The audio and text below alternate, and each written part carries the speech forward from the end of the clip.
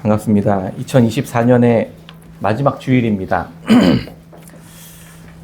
하나님의 사랑과 은혜가 주님을 찾고 주님께 간구하는 여러분들과 여러분들의 기도에 주님께서 들으시고 평강으로 인도하시기를 기대합니다. 그렇지만 여전히 마음이 어렵죠. 대통령 탄핵 심판이 헌법재판소에 다뤄질 예정이고 국무총리가 대통령 권한대행을 맡고 있었는데 그것도 또 탄핵당해서 기획재정부 장관이 대통령 권한대행, 국무총리 권한대행, 기획재정부 장관 역할까지 이게 초유의 상황이 계속 보여지고 있습니다. 대한민국은 행정부의 리더십이 거의 공백 상태가 되는 분위기입니다. 조사되어져야 될 것도 조사되고 나머지 국정을 운영하는 것들은 운영해 가야 된다는 생각이 드는데 걱정이 많으실 거라고 생각합니다. 기도를 또 많이 하고 계실 것이고 교회들이 정말 나라와 민족을 위해서 정말 많이 기도해야 될 것 같다는 생각을 많이 하게 된 한 주였던 것 같습니다. 네. 그래서 나라와 미래와 국가와 국민을 위한 그런 대승적인 합의를 이끌어낼 만한 리더십이 보이지 않는 것 같아서 답답하죠. 그리고 또 한편으로 이렇게 곰곰이 생각해 보면 그 어떤 똑똑한 사람이, 그 어떤 지혜로운 리더십이 있다고 하더라도 이 문제를 해결할 수 있을까 이런 생각도 한편으로는 들었습니다. 이런 국가적 혼란과 위기 속에서 이 문제를 완전히 풀어낼 수 있는 사람이나 정당은 존재하지 않는 것이라는 생각을 하게 되었습니다. 하나님의 도우심과 하나님의 전적인 개입만이 해결해 주실 수 있는 그 유일한 방법이라는 사실을 계속 생각해 보게 되었습니다. 다양한 주장들과 의견들이 있겠지만 하나님께서 우리를 긍휼히 여기시고 불쌍히 여기셔서 가장 선하고 정의로운 길로 이 나라를 인도하시도록 우리 같이 기도했으면 좋겠습니다. 공동체에서 지도자 한 사람이 갖는 역할은 너무나 막중하고 중요하다는 것을 정말 뼈저리게 함께 경험하고 있는 요즘입니다. 그래서 한 권력자가 제왕적 권한을 갖지 못하도록 권력을 분산하고 견제하면서 운영할 수 있는 제도를 만든 게 사실 대한민국의 민주주의 제도잖아요. 입법, 사법, 행정의 권한이 서로 나뉘어져서 서로 역할을 나눠 갖고 한 제왕적 리더십을 발휘하지 못하도록 그렇게 운영되어지고 있지 않습니까? 그래서 행정부 수장은 계엄을 선포했는데 입법부는 부당한 권력이라고 계엄을 해제하고 탄핵을 합의했고 또 즉각 직무가 정지됐습니다. 사법부는 최종적 판단에 따라서 탄핵이 기각될지 말지를 사법부가 결정하는 이렇게 나누어져 있는 권력 체제를 갖고 있지 않습니까? 이런 안전하게 짜여진 조직이나 제도도 결국에는 완전하지 않기 때문에 우리가 사는 세상은 늘 혼란스럽고 여전히 시끄러울 수밖에 없는 것도 사실인 것 같습니다. 입법, 사법, 행정이 이 세 기관이 서로의 의견과 주장에 합의를 이루기 위한 기준이 있죠. 그게 헌법입니다. 헌법. 그 위에 헌법이 이렇게 있잖아요. 헌법의 기준에 따라서 옳고 그름을 판단하도록 그렇게 되어 있습니다. 이것이 그런데 또 우리가 사는 세상은 또 여전히 불완전해서 이것이 굉장히 주관적일 수밖에 없고 정치적일 수밖에 없고 이해득실을 따질 수밖에 없는 또 그런 상황 속에 계속 우리가 있지 않습니까? 이게 인간이 만든 제도의 한계인 것 같습니다. 이런 민주주의의 근간이 되는 체제의 근간이 되는 게 원래 교회와 말씀에서 나왔다는 것 혹시 아십니까? 민주주의 역사를 되짚어 보면요. 미국의 청교도를 중심으로 세워진 미국의 헌법제도의 근간이 이뤘던 게 말씀에서 나왔습니다. 17세기 청교도 목회자 중에 한 사람이었던 토마스 후커라는 사람이 세계 최초의 성문헌법이라고 여겨지는 코네티컷 근본질서라는 기본법을 신명기 1장을 근거로 만들었다고 하더라고요.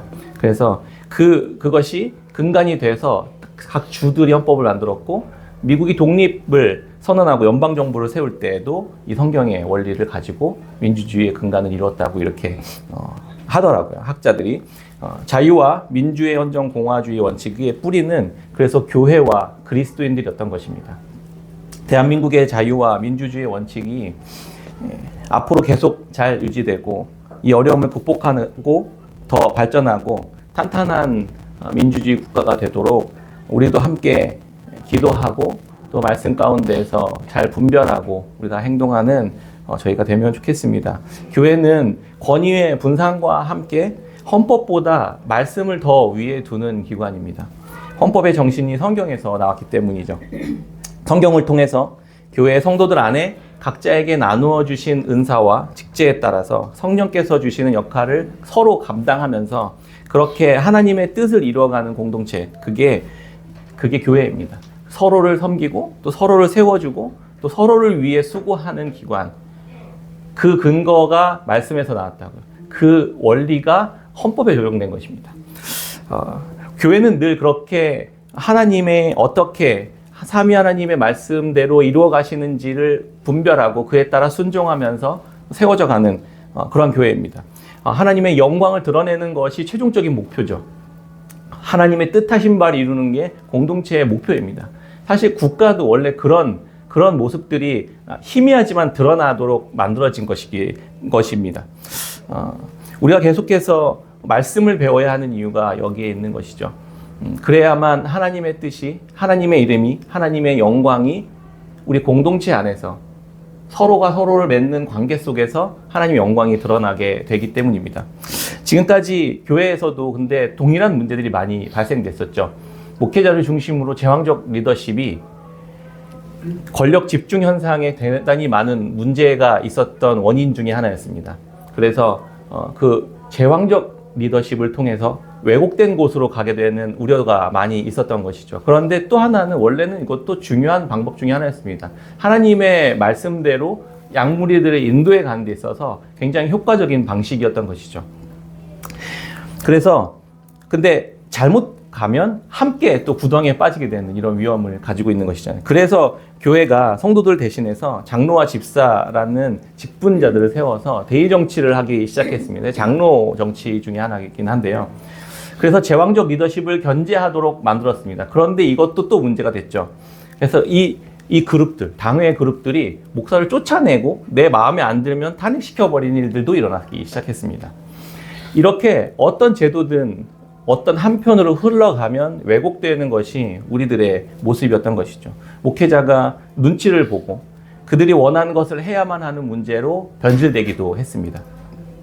행정부의 수의장은 권력을 남용하고 입법부는 집단으로 탄핵을 남발하는 오늘날 정치에서 보여지는 모습이 예전의 교회에서도 계속 있었던 일이었습니다. 이렇게 인간이 만든 제도는 어느 정도는 혼란을 막아줄 수 있지만 근본적으로 해결하지 못하는 한계를 계속 가지고 있었습니다.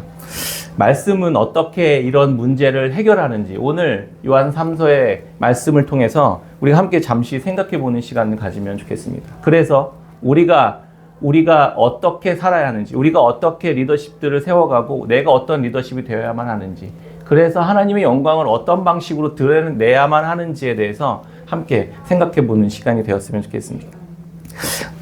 오늘 이 한 장짜리 짧은 말씀인 이 요한 3서는요. 예수님의 제자였던 사도 요한의 권위와 지역교회의 리더십이었던 어떤 가이오라는 한 사람, 또 어떤 지도자들 중에서 발생되었던 권력 다툼의 문제들이 거기 안에 잠시 주제로 다루어지고 있습니다.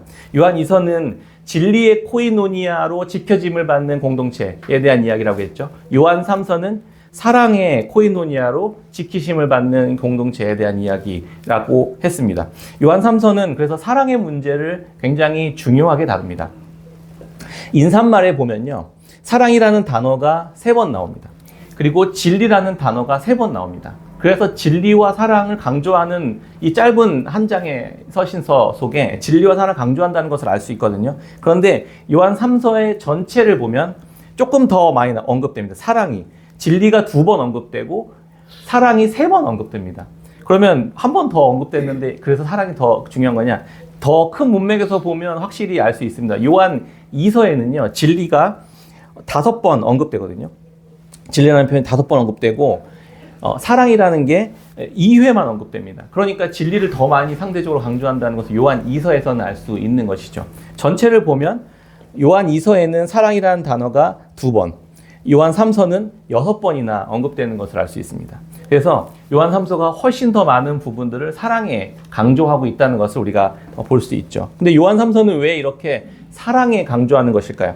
진리 안에 거하는 것은 진리를 따라 행하는 것이고 그것이 사랑의 공동체를 이루는 길이기 때문입니다. 진리를 따라 행하는 것, 그리고 그것이 사랑의 공동체를 이루는 것이다 라는 말입니다. 요한은 교회의 본질은 교회의 본질은 코이노니아다. 사랑의 코이노니아다 이렇게 얘기했잖아요. 생명의 사랑의 코이노니아, 진리의 코이노니아. 교회는 애초에 하나님과 그의 아들 예수 그리스도를 믿고 그의 가르침에 따라 순종하는 것이 정체성이에요. 그런 자들의 모임이 원래 교회거든요. 그것이 진리를 지키는 일입니다. 이게 좀 헷갈리실 수 있는데 동시에 진리를 지키는 것이 곧 사랑하는 것이다. 이렇게 계속 강조하고 있는 것이거든요. 오늘 이 편지를 받아든 가이오라는 사람이 제일 먼저 언급되거든요. 내가 사랑하는 자여라고 부르는 그 사도 요한이 사랑하는 자여라고 부르는 그 대상이 일단은 가이오였어요. 가이오라는 사람에 대해서 혹시 아시나요? 가이오. 들어본 것 같기는 한데 요한 3서 자체에 대한 설교를 들어본 적이 별로 없잖아요. 그렇죠? 여기서 무슨 내용을 하고 있는 건지. 근데 알긴 알아요. 2절 때문에 잘 알고 있습니다. 삼박자 축복 때문에 잘 알고 있어요. 그래서 사랑하는 자요. 이따가 그 부분을 살펴볼게요. 근데 가이오라는 사람이 도대체 누군가 학자들이 연구해 봤더니 신약 성경에 3명의 가이오가 등장합니다. 첫 번째는 사도 바울이 고린도에서 세례를 줬던 사람이 가이오가 있어요. 그리고 두 번째는 바울이 예루살렘을 위해 연보를 전하려고 할 때 협력했던 갈라디아 지역의 대표자였던 사람, 그 더베 사람 가이오라는 사람이 있었습니다. 두 번째는요. 그리고 세 번째는 에베소에서 아데미 신전을 만드는 그곳에서 바울이 복음을 전했잖아요. 그래서 사람이 손으로 만든 것은 신이 될 수 없다 이렇게 복음을 전했더니 그 은장색, 그 우상을 만들고 있었던 은장색이 막 사람들 동원해서 바울을 죽이려고 하고 그랬을 때 바울 옆에 있었던 사람 가이오가 한 사람이 있습니다. 아마도 이 사람이 가장 유력해 보이긴 하는데 정확하게 특정되어 있지는 않아요. 이 사랑하는 자 가이오는요. 그래서 분명한 것은 하나예요. 이 사람이 바울의 선교의 조력자였다는 사실과 요한도 이 가이오도 요한을 복음 안에서 계속 조력하고 있었던 사람이었다라는 사실, 함께 진리 안에서 자신의 삶을 던졌던 사람, 헌신되었던 사람이라는 그 사실만 명확하게 발견할 수 있습니다. 어쨌든 이 가이오는 장로 요한의 사랑을 받는 사람이었어요. 특별히 이를 사랑한다 이렇게 고백하는 사람이었거든요. 내가 참으로 사랑하는 자라는 이렇게 표현을 해요. 가이오에게. 그런데 이게 원래 무슨 의미냐면 진리로 인해서 사랑하는 자, 진리에 따라서 사랑하는 자, 진리 때문에 사랑하는 자라는 표현이 이 안에 담겨져 있는 거거든요. 그러니까 그냥 사랑하는 게 아니라 진리 안에서 사랑하는 사람 가이오 이렇게 이야기하고 있었던 겁니다. 진리가 이 두 사람을 묶어놓고 있었다는 것을 전제하고 있는 거예요. 내가 너를 사랑하는 이유는 진리 안에서 사랑하기 때문이야. 우리가 함께 진리 안에 있기 때문이야 라는 표현이에요. 교회 공동체가 하나 될 수 있는 것은 나와 너 사이에 진리가 있기 때문입니다. 강조 많이 했잖아요. 나와 너 사이에 복음이 있어야 됩니다. 나와 너 사이에 진리가 있어야 됩니다. 그래야 우리가 서로 하나 되고 그래야 우리가 사랑 안에서 하나 될 수 있는 유일한 방식입니다. 예를 들어서 가정에서 아빠인 저는 무슨 일이 있어도 오빠는 동생을 때리면 안 돼 라는 말을 해요. 아이들한테. 그랬을 때 우리 아들이 그 말을 지키고 행하잖아요. 그러면 그 행함 자체가 공동체를 사랑으로 지켜내는 일이 됩니다. 그렇지 않고 힘이 센 오빠가 내 마음에 들지 않고 나에게 불편하게 한다는 이유로 그 동생을 두들겨 패면 공동체 안에는 사랑과 평화가 사라지게 되는 겁니다. 깨어지게 되는 것이죠. 아빠의 가르침과 명령에 순종하는 것 자체가 아빠와의 사랑의 관계 속에 있는 것이고 그 말을 지키는 것을 통해 사랑의 관계가 유지되는 것입니다. 두 사람이 하나 되는 가정을 이루는 그 결혼도 마찬가지입니다. 나와 너 사이에 진리가 있어야만 내가 진리 안에서 당신을 바라보고 당신도 진리 안에서 나를 바라보는 관계가 맺어지게 됩니다. 우리를 하나 되게 하신 이 진리이신 그리스도를 바라보고 그분이 걸어가신 길을 따라 나도 너를 향해 걸어가는 겁니다. 너도 나를 향해 그리스도가 걸어가신 방식대로 나를 향해 걸어오는 것. 서로가 그렇게 진리 안에서 하나 될 때 진정으로 사랑할 수 있게 되는 것입니다. 그래야 내가 사랑하는 방식이 결정돼요. 그리스도께서 나에게 하신 방식대로 해야 된다는 것입니다. 나와 너 사이의 관계 속의 기준 같은 것이죠. 헌법 같은 거예요. 그 토대가 예수 그리스도와 그분의 가르침이라는 것입니다. 그게 진리 안에서 서로가 사랑하는 방식이라는 것입니다. 이것이 진리 안에서 사랑한다는 의미이거든요. 두 사람을 하나로 움직이게 같은 방식으로 서로를 대하도록 만들어주는 것. 그게 진정한 사랑이라는 의미입니다. 두 사람을 하나로 움직이게 만드는 리더이신 분은 오직 나도 아니고 너도 아니고 그리스도가 되는 것이. 교회 공동체도 마찬가지죠. 공동체가 하나 되도록 하는 것은 사도 요한이 가이오를 진리로 인해, 진리 때문에, 진리 안에서 사랑하는 자 가이오라고 불렀던 이유가 바로 그겁니다. 가이오도 그리스도를 사랑하는 방식으로 사랑하고 있었던 사람이었던 거예요. 사도 요한도 그리스도를 사랑하는 사랑의 방식으로 가이오를 대하고 있었다는 말입니다. 사도 요한은 자신이 그렇게 살았던 것처럼 가이오도 그렇게 살고 있다는 사실에 기뻐했어요. 요한삼서 1장 3절 4절 우리 같이 한번 읽어볼까요? 3절 4절입니다. 같이 읽겠습니다. 시작. 형제들이 와서 진리를 증언하되 내가 진리 안에서 행한다하니 내가 심히 기뻐하노라. 내가 내 자녀들이 진리 안에서 행한다함을 듣는 것보다 더 기쁜 일이 없도다. 아멘. 제가 아이들에게 서로를 사랑하도록 말하고 가르쳤을 때 가장 기쁠 때는 언제일까요? 아이들이 그 말에 따라 순종할 때 너무나도 기쁩니다. 자신이 조금 억울해도 오빠와 언니의 말에 순종하고 따박따박 따지고 대드는 막내의 하극상을 보면 막 분노가 일어납니다. 누나나 언니나 오빠가 힘으로 찍어 누를 수 있지만 그렇게 하지 않고 한번 참아주고 맛있는 음식을 나눠주고 용돈으로 동생 삼각김밥을 사주러 데리고 나가는 뒷모습을 보면 너무 행복합니다. 그것만큼 사랑스러울 때가 없어요, 아이들이. 사도 요한은 그가 속한 예수 그리스도 안에서 삼위 하나님과의 사귐을 통해서 받은 그 은혜와 사랑을 가이오가 그가 있는 교회와 공동체에서 동일하게 행하고 있다는 사실을 들었을 때 너무 기쁘고 행복했던 거예요. 그러면 가이오가 무슨 일을 했길래 이렇게 기뻤을까요? 5절부터 8절입니다. 같이 읽겠습니다. 시작. 사랑하는 자여, 내가 무엇이든지 형제 곧 나그네 된 자들에게 행하는 것은 신실한 일이니 그들이 교회 앞에서 너의 사랑을 증언하였느니라. 내가 하나님께 합당하게 그들을 전송하면 좋으리로다. 8절까지입니다. 이는 그들이 주의 이름을 위하여 나가서 이방인에게 아무것도 받지 아니함이라. 그러므로 우리가 약한 자들을 영접하는 것이 마땅하니 이는 우리로 진리를 위하여 함께 일하는 자가 되게 하려 함이라. 아멘. 요한서신의 배경이 있었잖아요. 제가 몇 번 많이 언급하긴 했는데 배경이 있었습니다. 이때 당시 무슨 일이 있었는지. 당시 교회 안에 예수님을 완전한 하나님이시면서 완전한 인간이라는 이 육신을 입고 오신 분이라는 사실을 부인하는 자들이 있었어요. 그거를 부인하는 자들. 그리고 죄 용서에 대해서 오직 예수님만이 그 문제를 해결하실 수 있다라는 사실을 부인하는 자들이 있었다고요. 그래서 이걸 계속 부인하니까 이들이 결국 교회를 떠나는 일이 있었습니다. 그러니까 교회가 찢어지는 아픔을 경험했었던 거거든요. 그들이 나갔어요. 그게 요한 1서의 이야기거든요. 요한 2서는 그들이 또 다른 교회에 가서 다른 복음을 전하고 있는 모습에 대한 소식을 들었을 때 요한 2서의 편지를 보냈던 거거든요. 그러니까 그 거짓 교사, 거짓 선지자들이 분리되었고 또 다른 교회를 계속 회방하면서 교회 안에 있는 성도들을 계속 왜곡시키고 타락시키도록 하는 일들을 계속 행하고 있는 그 배경이 있었다는 겁니다.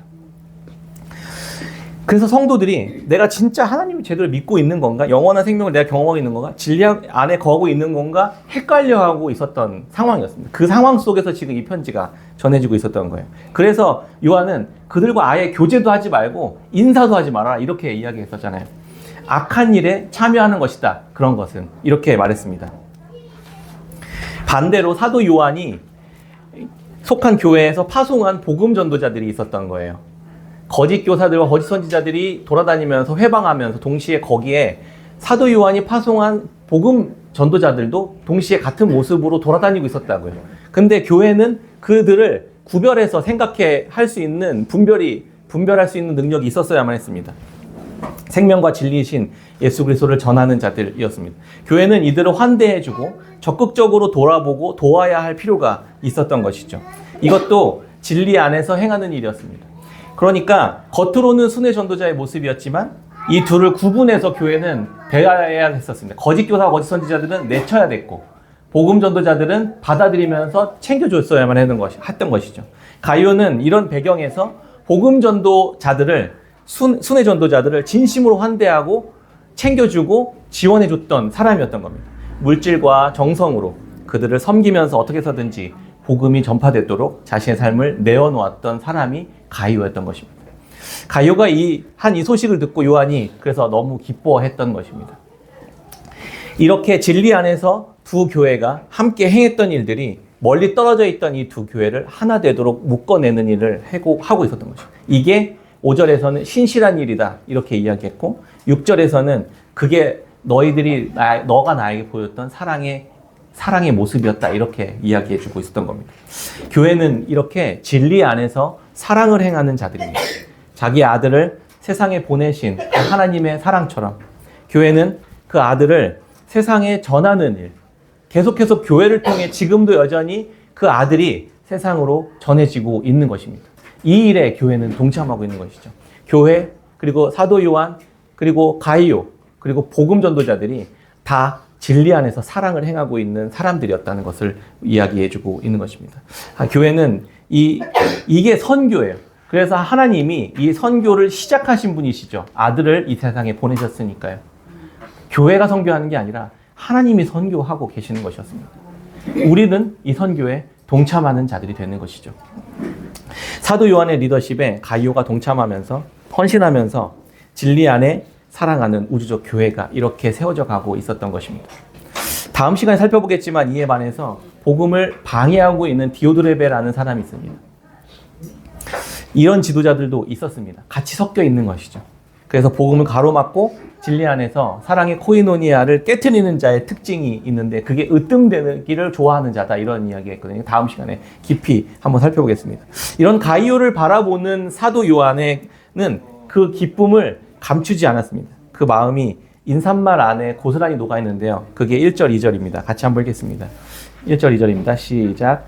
장로인 나는 사랑하는 가룟 곧 내가 참으로 사랑하는 자에게 편지하노라. 사랑하는 자여 내 영혼이 잘됨 같이 내가 범사에 잘되고 강건하기를 내가 간구하노라. 아멘. 좋으시죠? 이게 바로 그 유명한 삼박자 축복입니다. 요한 3서에 대해서 들어본 적이 있습니까? 라고 그러면 요 본문은 아마 들어보셨을 거예요. 복받고 복받으리라 이런 거요. 그래서 좋은 말 덕담 이렇게 보면은 이 요한 3서 2절의 말씀이 액자에 크게 걸려서 이렇게 딱 집안에 많이 걸려 있지 않습니까? 신방 가면 꼭 그 액자를 드리고 오시죠. 이 집이 복받고 복받으리라 이렇게 좋은 말 하고 덕담하는 말은 모든 사람이 다 싫어하는 사람은 없죠. 그런데 정말 이 말씀이 그 말씀인지는 생각해 봐야 됩니다. 이 말씀이 정말 삼박자 축복을 주고 있는 말씀인지를 생각해 봐야 된다는 것이죠. 그 말씀이 원래 그런 의미를 하지 않는데 우리가 그렇게 쓰면 그게 말씀을 왜곡하는 길이 되는 것이죠. 이 삼박자 축복이라고 알려진 문안 인사가 사도 요한이 진리 안에서 사랑하는 가룟에게 정말 덕담으로 해준 말이었을까요? 지금까지 잠깐 살펴봤지만 그런 말은 아니라고 생각할 수 있는 것이 당연히 첫 번째 내 영혼이 잘 되라 이런 말. 예수 믿고 천국 가라 이런 말인 것 같죠. 두 번째 범사에 잘 되라. 예수 믿고 천국도 가고 이 땅에서도 잘 되라. 세 번째는 강건해라. 예수 믿고 천국도 가고 이 땅에서도 잘 먹고 잘 살고 건강도 해라. 이 삼박자 축복으로 이해했습니다. 이게 한국교회의 핵심 교리가 되었던 적이 있습니다. 그게 여의도에 있는 그 순땡땡 복음 메가처치가 탄생한 비법이기도 했죠. 저도 삼박자 축복을 좀 해서 막 할까요? 복은 좋은 것이죠. 그런데 그것을 얻기 위한 목적의 신앙은 결국 타락하고 진짜 복음이신 그리스도를 잃어버리게 된다는 것을 우리가 잃어버리면 안 된다는 것입니다. 복을 받기 위해서 예수님을 더 잘 믿어야 됩니까? 열정적으로 복을 갈망했고 그 복을 받기도 했습니다. 이 한국교회가. 그 결과 어떻게 됐죠? 복은 받았는데 복과 함께 망했습니다. 약속의 땅에 가나안에 들어갔는데 풍요해졌는데 그 안에 하나님은 안 계신다고요. 이게 복이 될까요? 목요기도회에서 우리 지혜자매가 고백했던 고백이 굉장히 인상 깊었습니다. 내가 많은 것들을 누리고 많은 것을 더 얻고 풍요해지더라도 그리스도 안에서 그 복음의 기쁨을 누릴 수 있다면 고난도 나쁜 게 아닌 것 같다는 고백을 했습니다. 저 깜짝 놀랐어요. 그런 기도 함부로 하는 거 아니에요. 그러다가 고난 많이 당해요. 이렇게 했는데 그 고백이 진짜 복음 안에 거하는 자의 고백이라고요. 진짜 복음은 젖과 꿀이 흐르는 약속의 땅 가나안은 못 들어가고 광야에 남아 있는다 하더라도 하나님이 함께 계시면 그게 복이라고요. 바벨론에 끌려가더라도 다 잃어버리더라도 그 바벨론에 모든 걸 잃고 하나님이 함께 계시면 그게 복이라고요. 괴롭고 좀 고통스럽고 아프더라도 그곳에 하나님이 함께 계시면 그게 복입니다. 그게 정말 말씀이 우리에게 주고자 하시는 복이라고요. 거기에 그리스도가 함께 하시면 그게 복입니다. 예수 믿는 것, 진리 안에 거하는 것, 영원한 생명을 얻는 것이 죽어서 천국 가는 것과 이 땅에서 복을 받고 번영하는 일타쌍피의 요행을 노리는 것처럼 변질되어 버리면 함께 망하는 거라고요. 이전이 놓인 전후 문맥을 살펴보면 그게 그런 의미가 아니라는 걸 너무 잘 알 수 있습니다. 이 전체 의미가 예수 믿어 천국 가고 복 받고 이 땅에서 잘 되는 거 건강하는 게 그런 의미가 아니잖아요. 그런 뜻이 하나도 없잖아요. 2세기의 교부인 이 교회는 지금까지 한 번도 그런 식으로 해석한 적이 없습니다. 이 말씀을. 2세기의 교부였던 테르툴리아누스라는 교부는요. 이 본문을 영혼을 타락으로 이끌 수 있는 것으로부터 분리되는 것을 강조하기 위해 썼다라고 해석했습니다. 4세기 교부인 아우구스티누스는 내면적인 보화가 더 충만해지기를 추구하는 의미로 이 본문을 사용했다. 이렇게 해석하고 있었다. 바른 길을 잘 가면서 강건하라는 인사말은요. 진리 안에서 행하는 삶, 그 길을 흔들리지 말고 계속 가라 이런 뜻이라고 지금 해석하고 있는 것입니다. 사도 요한은 1절에서 진리 안에서 사랑하는 자여라고 지금 가이오에게 말했습니다. 가이오가 진리 안에서 이미 행하고 있었죠. 어떤 일들을요? 복음 전하는 순회 전도자들을 섬기고 다 희생해서 그를 챙기고 돕고 섬기고 있었던 그 일을 강건하게 계속 해내라는 축복의 말이었다는 것입니다. 그렇게 행하면 가이오가 많이 복을 받고 이 땅에서 건강하고 천국을 가고 이런 뜻이었을까요? 절대 그런 건 아니었던 것입니다. 그것 자체가 그리스도 안에서 진리 안에서 사랑을 행하는 복된 삶이라는 것을 계속 강조하고 있었던 것입니다. 그걸 계속 해내라. 그걸 계속 힘있게 계속 더 이루어가라 라는 뜻으로 지금 이 2절 말씀이 삼박자 축복이 지금 전해지고 있다는 것입니다. 당신이 지금 하고 있는 그 일, 당신의 삶, 복음 안에서 진리 안에서 행하고 있는 그 삶을 그리스도와 함께 계속 행해 나가십시오. 그게 복입니다. 이렇게 이야기하고 있었다는 것입니다. 영혼이라는 말, 이거는 인간 전체를 의미하는 말, 우리의 삶 전체를 말하는 것입니다. 가요 당신 자신이 바른 길을 가고 있는 것 같이 이미 하고 있는 그 모든 일들, 너의 생명의 삶 전체가 그 바르고 강건하길 기도합니다. 이런 뜻이라고요. 잘되고라는 이 뜻은요. 진전되고 발전되고 원래 해왔던 그 일을 계속 앞으로 나아간다. 그게 잘 된다는 뜻이거든요. 원래 해왔던 일, 그게 뭐예요? 그리스도를 전하는 일. 그리스도를 전하는 자를 섬기는 일. 말씀에 순종하며 따라가는 그 일이 잘 되는 거라고요. 강건하기를 이라는 뜻도 거짓 가르침이라는 곳 안에서 믿음이나 교훈에 있어서 바르고 온전한 것을 지켜내는 모습이 강건하는 모습이에요. 말씀을 사수하고 그 진리의 말씀을 지켜내는 게 강건함이라고요. 그 일을 계속 나가라는 말이 지금 삼박자 축복의 원래 의미였다는 것입니다. 종합하면요. 원래 가이오가 사도 요한이 함께 공유하고 있는 진리 안에 거하는 그 삶과 그에 따른 행함의 길을 걸어가고 있었고 이미 걸어가고 있었고요. 그 길을 계속 걸어가는 데 있어서 막힘이 없기를 바란다는 거예요. 바르고 온전함으로 신실하게 그 길을 계속해서 갈 수 있도록 간구한다는 뜻이 이 2절의 말씀이라는 것입니다. 뭘 하고 있었다고요? 계속 그리스도를 전하는 이 선교적 사명을 계속 감당하는 것입니다. 계속 진리 안에서 이 사랑을 행하는 삶을 꼭 밖에 나가서 선교하고 이런 게 아니라 우리에게 주어진 이 옆에 있는 지체들을 향해 계속 진리 안에서 사랑하는 삶을 살아가도록 하라는 것. 그것을 지금 이야기하고 있다는 것입니다. 그게 교회가 서로 함께 거하고 있는 진리 안에서 사랑의 삶을 권면하는 것. 그게 그 모습을 보는 것. 그 삶을 사는 것. 그게 기쁨이고 행복이라는 것을 이야기해 주고 있는 것입니다. 하나님이 우리를 바라보실 때 어떻게 바라보실까요? 하나님이 우리를 바라보실 때 정말 좋은 것, 선한 것, 의롭다, 기쁘다라고 말씀하실 때 어떤 기준을 갖고 이야기하실까요? 진리 안에서 사랑하는 것, 그것을 보고 말씀하실 것입니다. 철학자 알레스 데어 맥킨타이어, 제가 읽은 건 아니고요. 틴켈러 목사님의 책에 나와 있습니다. 덕의 상실이라는 책에서 이렇게 말했습니다. 사물의 목적을 모르고 그것의 좋고 나쁨을 결코 분간할 수 없다, 이렇게 이야기했다고 해요. 이게 무슨 말이냐면 시계가 좋은지 나쁜지를 우리가 어떻게 알까요? 이 시계가 좋은 것인지 나쁜 것인지, 좋은 시계인지 나쁜 시계인지 어떻게 알까요? 시계로 못을 박으려고 하다가 시계가 깨졌습니다. 이거는 나쁜 시계일까요? 아니죠. 왜요? 그 목적에 부합하게 쓰지 않았기 때문에 그렇습니다. 원래 시계는 제대로 된 시간을 가르쳐 주는 게 선한 시계예요. 바른 시계. 그러니까 목적이 선한지 악한지를 구별해 준다고요. 인간도 마찬가지라는 거예요. 인간의 목적을 모르면 그 인간이 선한 것인지 악한 것인지 모릅니다. 그래서 하나님을 믿지 않는 사람들이 하나님이 있는지 없는지 난 모르겠고 인간이 지어진 목적도 없다고 생각한다라고 말하는 사람은 그 사람이 악한지 선한지를 분별하면 안 돼요. 그 인간의 목적이 무엇인지를 모르잖아요. 특정인에 대해 저 사람 바르게 살지 않는 것 같아, 저 사람의 행실이 틀렸어 라고 말하면 안 된다고요. 왜요? 그 사람의 목적을 모르잖아요. 틴켈러 목사님 그렇게 이야기합니다.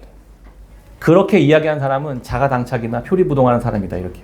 우리는 다 지어진 목적이 있습니다. 우리는 살아가는 이유가 있습니다. 교회를 세우신 목적이 있습니다. 우리는 하늘에서 뚝 떨어진 존재가 아니라고요. 그렇다고 내가 선하고 옳다고 여기는 일을 한다고 해서 선하고 옳아지는 게 아니라고요. 하나님께서 그 아들을 통해 진리 안에서 사랑하는 일을 하도록 하기 위해 우리를 지으셨습니다. 우리를 그렇게 창조하셨고 그렇게 우리를 부르셨습니다. 그 일에 참여하고 있습니까? 이게 여러분들이 선한지 악한지를 구별하는 기준이 될 것입니다.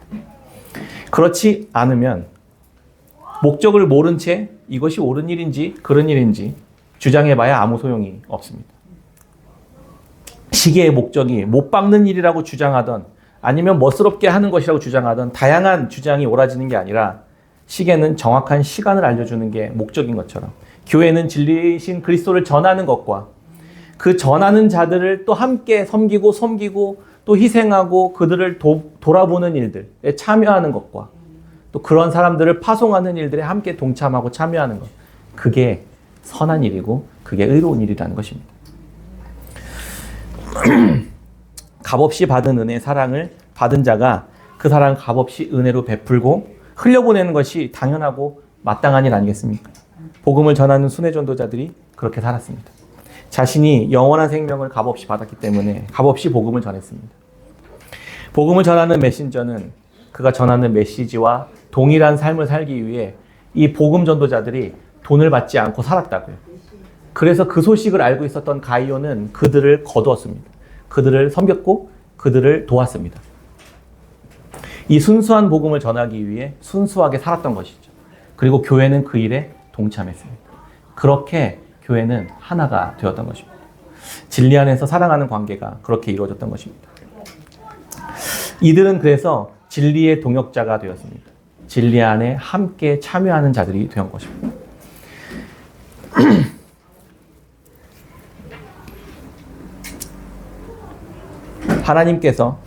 삼위 하나님께서 서로가 서로를 높이고 존중하는 방식이 여기에서 나왔습니다. 서로를 위해 희생하며 이루시는 사랑의 코이노니아의 모습 같지 않습니까?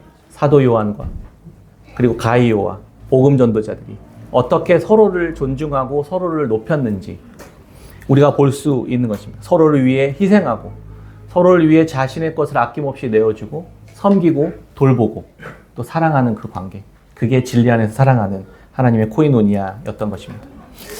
이들 안에 그런 모습이 온전하게 드러나게 될 때 하나님의 이름이 높임을 받게 되었던 것입니다. 하나님의 이름이 이방인들 중에서 그들의 모습을 보고 높임을 받게 되었던 거죠. 진리의 동역자들이 서로 멀리 떨어진 그런 지역에서 서로 사역을 하고 복음을 전하는 교회였지만 진리와 사랑의 코이노니아의 끈으로 서로가 이렇게 연결되어 있었던 것입니다. 이들은 아름다운 존중과 사랑이 그들 안에 계속 흐르고 있었던 것입니다. 누가 누구보다 더 높아지려고 하는 게 아니라 그들을 더 높이려고 서로를 존중했고 그들에게 자신의 것을 내어주는 삶의 모습, 이게 실제적인 삶으로 드러났습니다. 권력을 가지고 내가 높아지려고 했던 사람은 하나도 없었습니다.